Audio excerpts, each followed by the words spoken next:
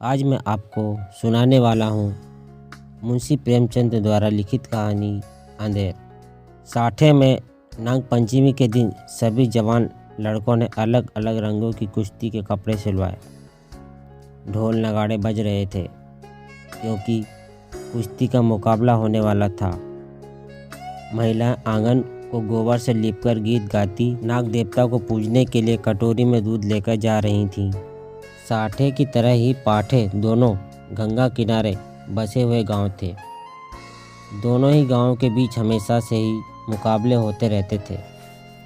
साठे के लोगों को गर्व था कि उन्होंने अभी पाठे वालों को सिर उठाने नहीं दिया। ठीक इसी तरह पाठे वालों को इस बात का घमंड था कि उन्होंने कभी साठे वालों को किसी मुकाबले में जीतने नहीं दिया। पाठे वाले लोग हमेशा ये गाना गाते थे, साठे वाले हैं कायर, पाठे वाले हैं और हमेशा रहेंगे सरदार। वहीं साठे वाले गाते थे, हम हैं 60 हाथ वाले जो रखते 7 तलवार। पाठे वालों को हराने के लिए लिया है हमने अवतार। आपस के इस मुकाबले को साठे व पाठे के बच्चे अपने खून में ही लेकर पैदा होते थे। आपसी मुकाबले को दर्शाने का सबसे अच्छा मौका नाग पंचमी का ही होता था।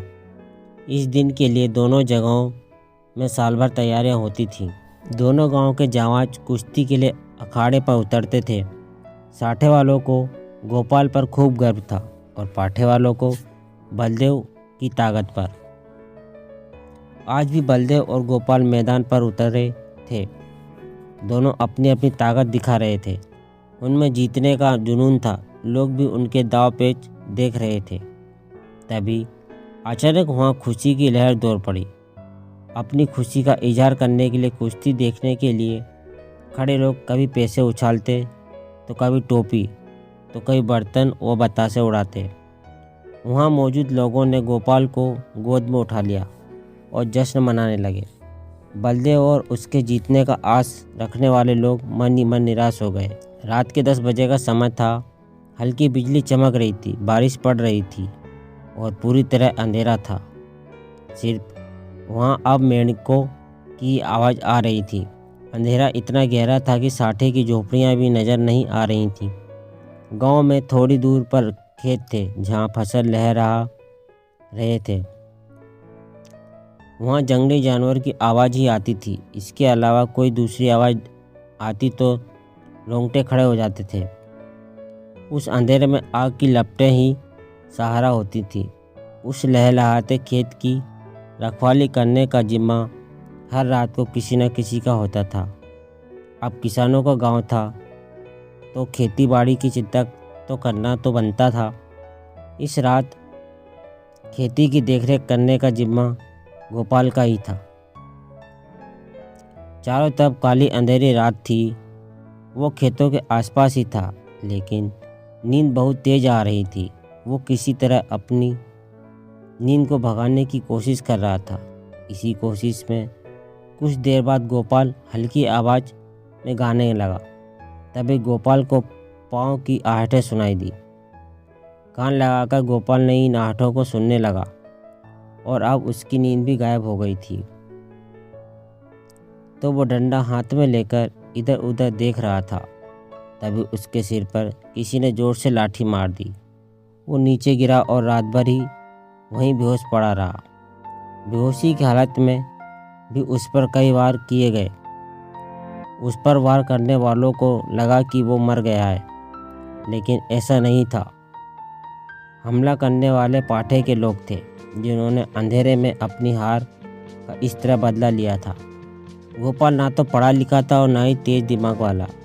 बस उसका शरीर 6 फुट का था और आवाज़ काफ़ी भारी।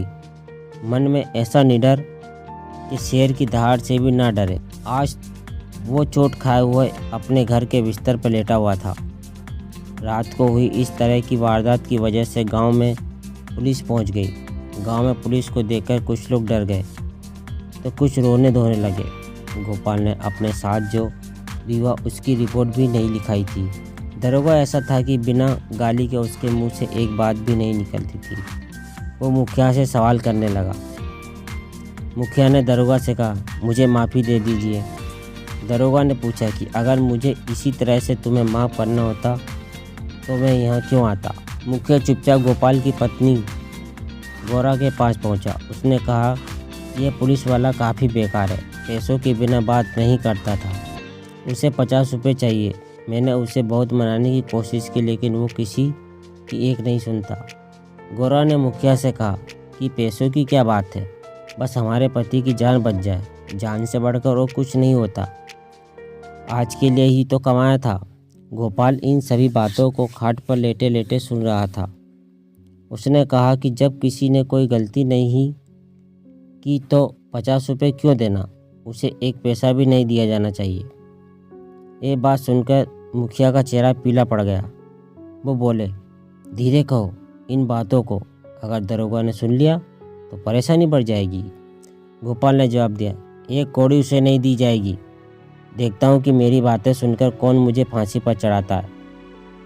तभी गौरा ने मजाक में कहा, ठीक है, आपसे मैं पैसे मांगूँ तो बिल्कुल ही मत देना। इतना कहने के बाद गौरा अंदर गई और एक पोटली में पैसे लेकर आई। फिर मुखिया को पैसे दे दिए। यह सब देखकर गोपाल को बहुत गुस्सा आया और मुखिया पैसे लेकर तुरंत भाग गया। मुखिया पैसे लेकर बाहर आया। दरोगा भी वहीं मौजूद था। उसने गोपाल की बातें सुन ली थी। उसके मन में हो रहा था कि गोपाल के पैसे दे दे। अब 50 रुपये बाहर आते आते 25 हो गए थे। मुखिया ने 25 रुपये दरोगा को दिए। मुखिया ने गोपाल को शुक्रिया कहा। पूरे गांव वालों के सामने मुसीबत टालने का सेहरा मुखिया ने अपने सिर पर लिया और उसकी प्रतिष्ठा बढ़ गई। उधर गोपाल ने गोरा पर गुस्सा किया। अब गांव में सत्यनारायण की कथा हुई। देवी देवताओं की पूजा अर्चना होने लगी।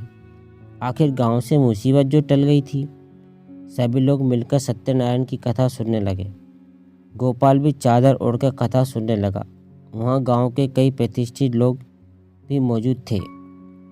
पटवारी ने गोपाल से कहा कि सत्यनारायण की वजह से ही तुम पर किस तरह की आँच नहीं आई। गोपाल ने अंगड़ाई लेते हुए कहा कि सत्यनारायण की महिमा का तो नहीं पता, लेकिन यह अंधेर जरूर है। कहानी से सीख, मुसीबत पड़ने पर दिमाग से काम लेना चाहिए, यूं ही किसी पर भरोसा नहीं करना चाहिए।